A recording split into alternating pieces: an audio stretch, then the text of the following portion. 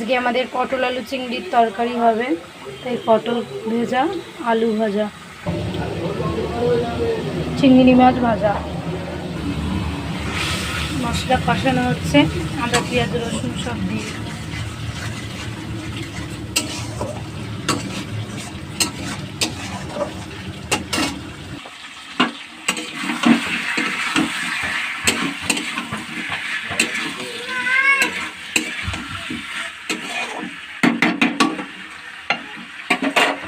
পটলগুলো দিয়ে দিলাম, সাথে চিংড়ি মাছ।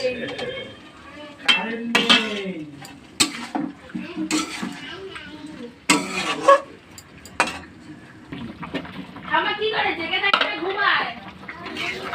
এবার ভাই জেমা বলকে খামা কি করে জেগে থাকে না ঘুমায়?